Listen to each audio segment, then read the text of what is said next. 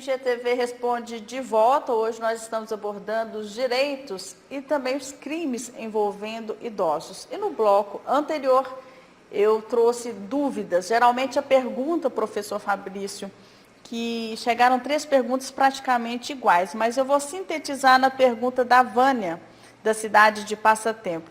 Ela conta que são 4 filhos, mas apenas um desses filhos acaba cuidando dos pais. Como dividir essa ação, essa responsabilidade com todos? Existe uma forma jurídica? Existe. Porque é muito comum nas famílias esse tipo de coisa acontecer. Existe, o judiciário está aí aberto, tem que ser processado os outros filhos que se omitem quanto ao amparo material. Se não amparam afetivamente, deverão amparar, pelo menos materialmente, e pagarão pensão alimentícia na proporção da sua capacidade econômico-financeira de cada filho e na proporção da necessidade do idoso. Outra dúvida que chegou aqui de Itaúna: quando o idoso não quer sair de casa e ir morar com os filhos, por exemplo, o que fazer? Precisamos ter empatia com esse idoso e respeitar a decisão dele. Imagine um idoso que sempre viveu na roça, ficou viúvo. O filho vai lá e leva ele para a cidade para morar num apartamento de 2 quartos, onde, juntamente com a nora, esse idoso vai morrer. Então nós precisamos ter empatia com os idosos, respeitar as decisões, a liberdade de escolha. E se o filho não pode morar com ele, pague alguém e ofereça condições para alguém cuidar dele. A Eliane, também da cidade de Itaúna, pergunta o seguinte: no caso do idoso que não tem netos e nem bisnetos, vai recorrer a quem? Seria obrigação de quem cuidar dele? Essa obrigação prevista no estatuto. A legislação estabelece que todos os parentes colaterais até 4º grau e todos os parentes na linha reta, ascendente ou descendente, independentemente do grau, são responsáveis materialmente e afetivamente pelos cuidados dos idosos. Outra pergunta agora, envolvendo mais uma vez a questão da aposentadoria. O idoso diz o seguinte: sou aposentado apenas com salário mínimo.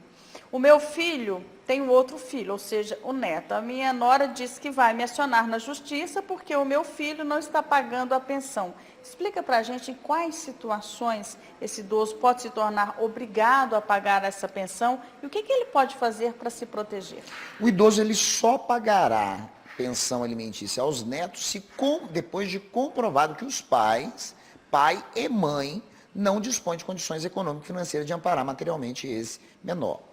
E é importante ressaltar que o dever não é só do avô paterno, não. Esse avô paterno, se ele for acionado, ele pode contratar um advogado e chamar também os avós maternos para integrarem essa relação processual e também serem processados e responderem na proporção da sua capacidade econômico-financeira e da necessidade do neto.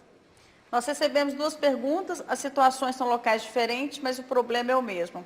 O idoso diz o seguinte: fiquei mais de 2 horas aguardando na fila, no sol, na calçada, para entrar em uma agência bancária.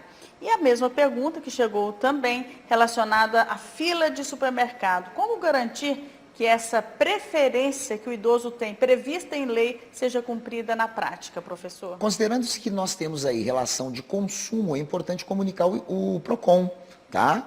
Porque o PROCON é o órgão responsável por fiscalizar o cumprimento dos direitos dos consumidores e também dos consumidores idosos. Se houver alguma violação específica de algum direito do idoso, procurar a Defensoria Pública, o Ministério Público, no sentido de responsabilizar esse estabelecimento financeiro ou rede de supermercados pela violação de forma individual ou coletiva dos direitos dos idosos. Muito obrigada, professor Fabrício Veiga Costa, pela sua participação ao vivo aqui.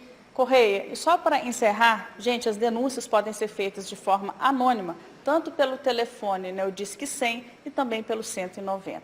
Boa tarde a todos. Valeu, Aline, obrigado pelas suas informações. Uma ótima tarde para vocês, tá bem?